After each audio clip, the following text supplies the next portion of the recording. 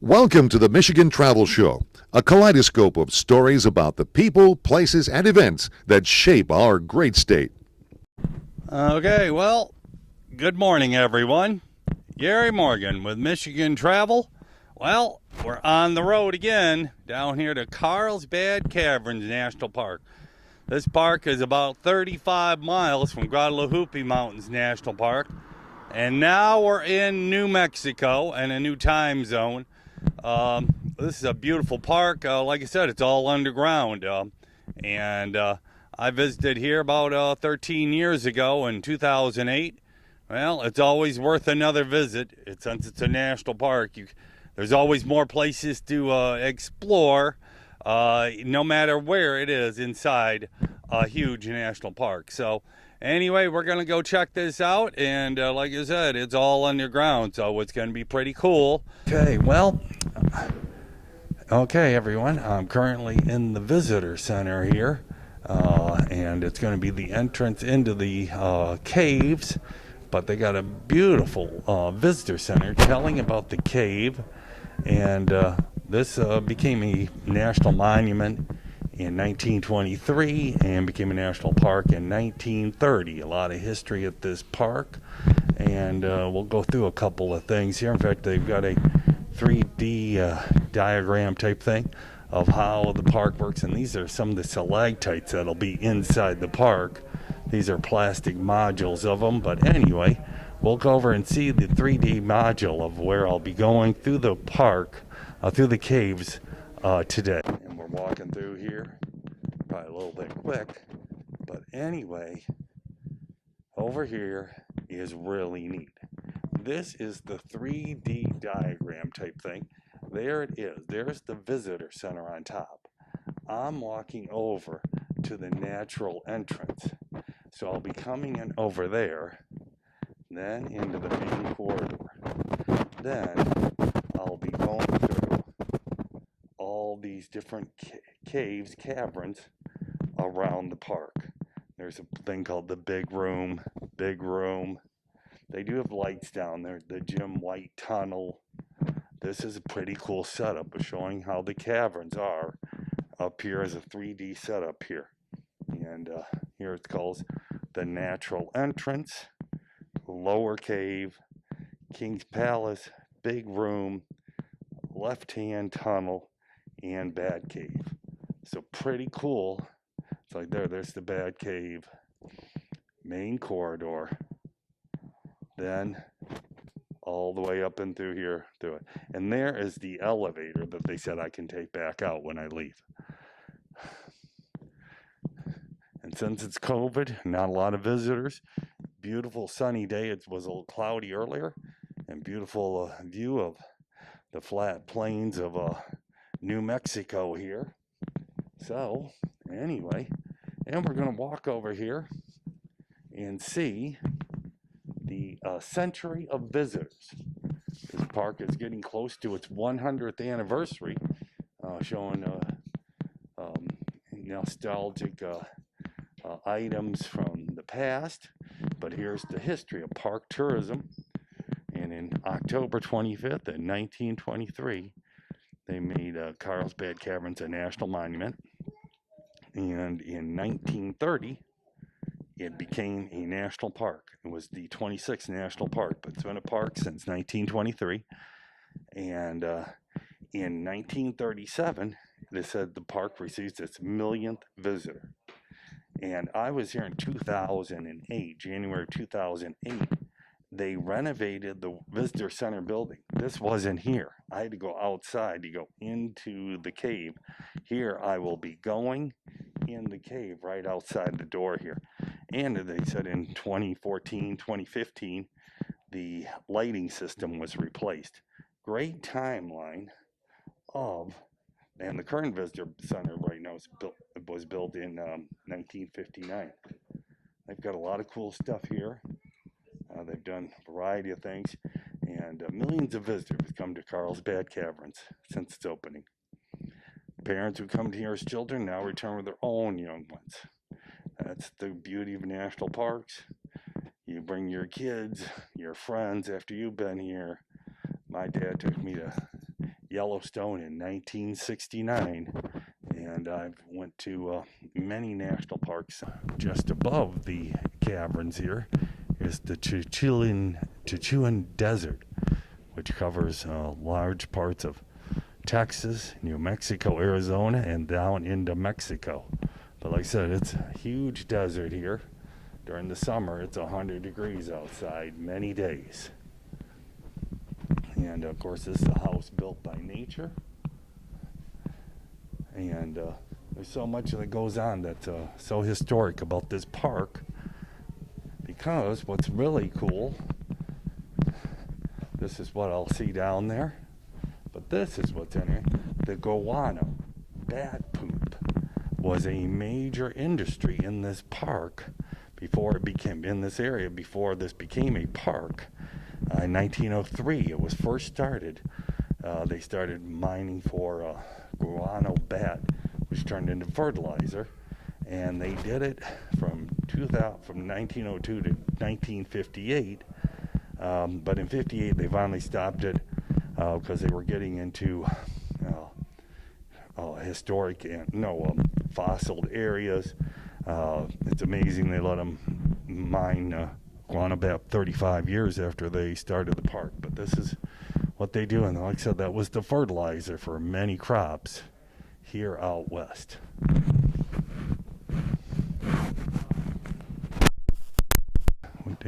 The most famous residents of this park are bats that come in, and 17 species of bats live here.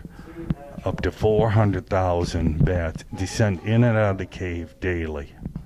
Yep, just a picture of it. They're mammals too, only they fly. It's amazing, bats are mammals just like us, only they fly. And here's what it'll look like inside there. And here's the entrance to... Okay, well, I'm walking down to the natural entrance here. They said it's about a 3-minute walk. Okay, well, here is the natural entrance into Carlsbad Caverns right there. Huge spot, and they have this amphitheater here to watch the bats come in and out, usually obviously in the evening, and so it's quite the spectacle to see. I've watched them do some of that in Austin underneath the bridges, but hundreds of thousands of bats come out at night, stay there during the day, and leave at night. And of course, this is the desert landscape all around us here. Of course, you can tell it's winter because many things are yellow and but the desert, it's an interesting place. It's not completely lifeless. There's things that go on in the desert daily. Just they've adapted to an area with very little water. So there's lots on top of the cave as well as underneath it. So awesome place right here. A plaque here to Stephen Tyng Mather. He helped lay the foundation of the National Park Service, defining and establishing the policies under which its areas shall be developed and conserved unimpaired for future generations. There will never come an end to the good that he has done. True. Okay, well, a great view of the entrance right there. Super spot to see. Pretty cool. Great spot. This is interesting. The descent is 75 stories to the big room. That's 750 feet. Almost as tall as the Empire State Building, as they see there. 1.25 miles to it. And as I can tell, there's a lot of switchbacks going down to it. Pretty cool. And then just look down in it. I'll have to take a few more views of it, but pretty cool.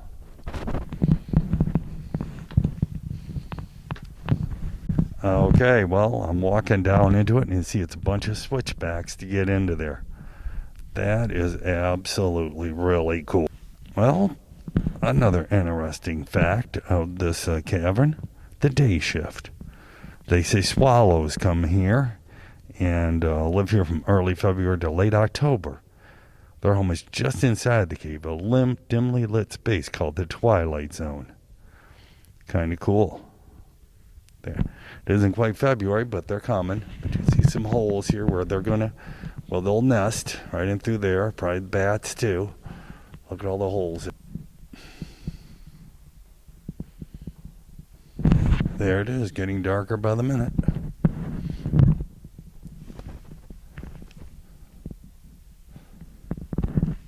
There's the steps we come up and down. Going in through there.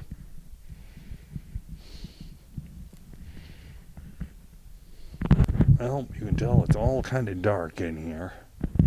This is called the Bat Cave. A little bit of light. Anyway, it's all part of the Bat Cave. 1, 2, 3. Well, this is the black hole. Well, Jim White kind of discovered this cave back in 1898 as a teenager. You could see there was a hole in the ground, and you could see light going into it. And he dropped a lit stalk and saw it dropped, and then eventually he came back with a lantern.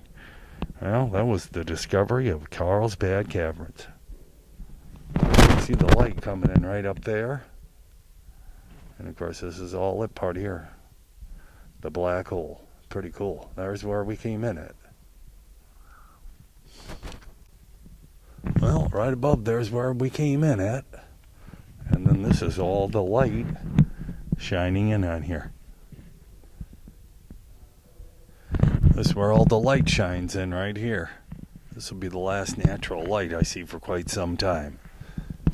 There it's coming in from right up there. Here's the whole cave. And there's the natural light. Pretty cool here. The ringtail cat. You never see him, but only here. This is what this cave is famous for. Stalactites. Drippings of water and minerals then create these huge droppings all through here, right here in front of me. Pretty cool. Can't see them all.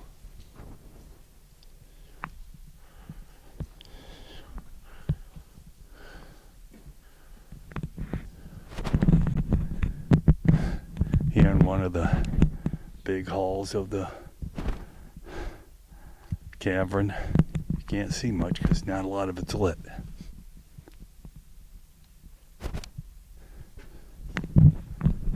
Green Lake Room.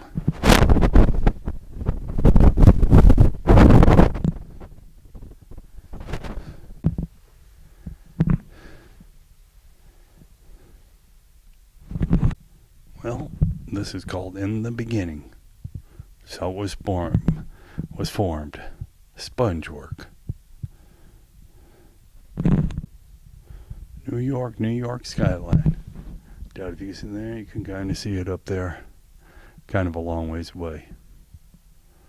1, 2, 3, you can kind of see it a long ways away.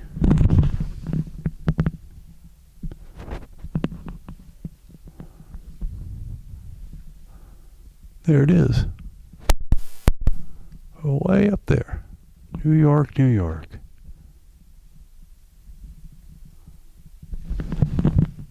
Pretty cool. You can't see it all, but this is called the Great Room.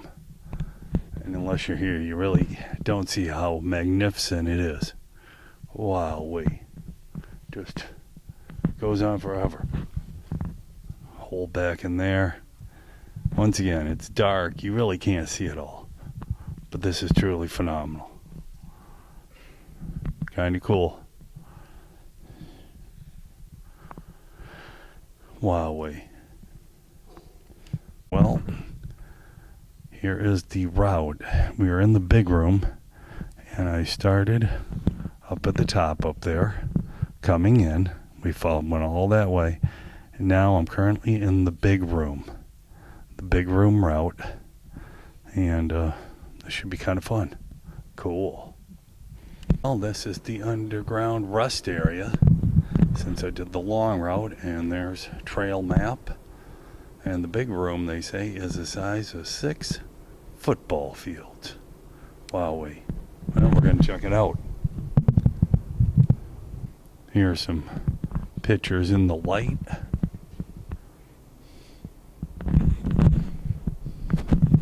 Here's the definition of what's going on here. Turns to selectite, how this is just a long, slow process. It's pretty cool. Right there. Right there.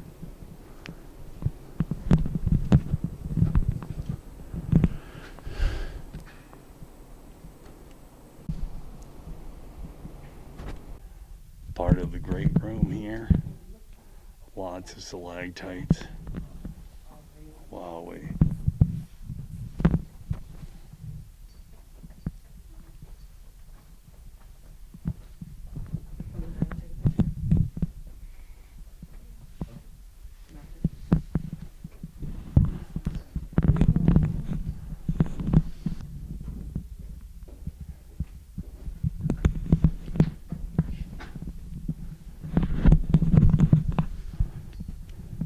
The great room. 6 football fields of open space with stalactites everywhere.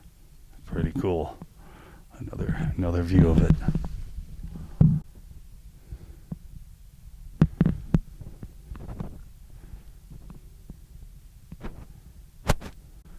Kind of in the middle of the great room in one of the sides.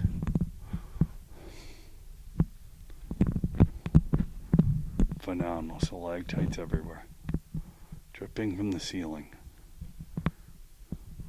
Wow, way across the way there. And there's a path all the way around it. Paved path here in the park. There's just a paved path all through the cave.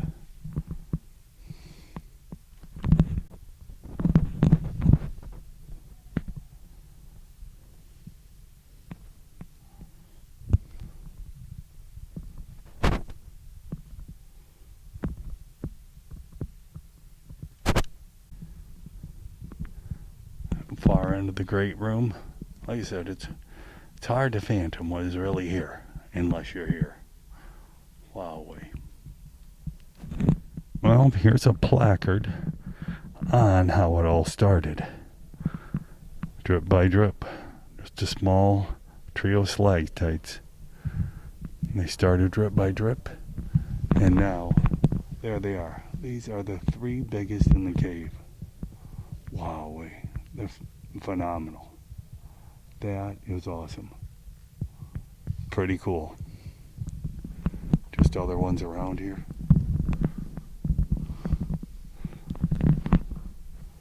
Right there. Wow.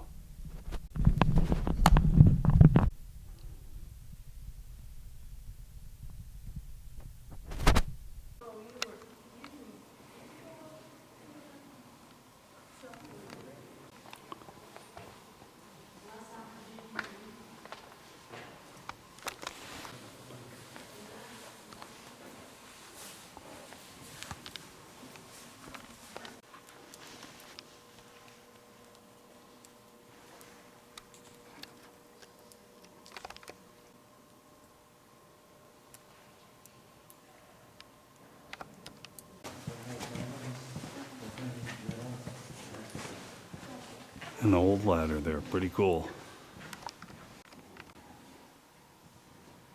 Dangling in the dark. An old ladder from 1924.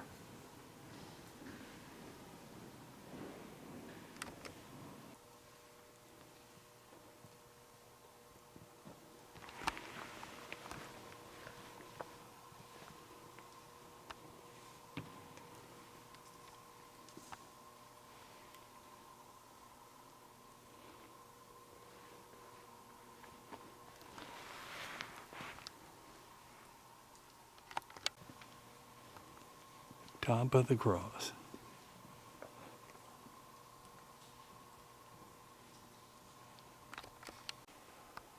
The bottomless pit.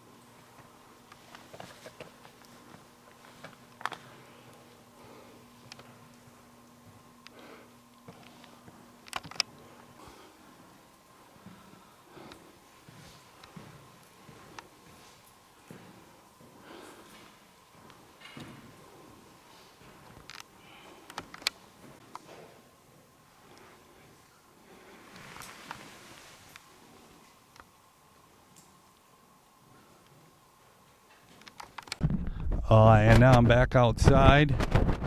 A system of all the great parks we have in the U.S.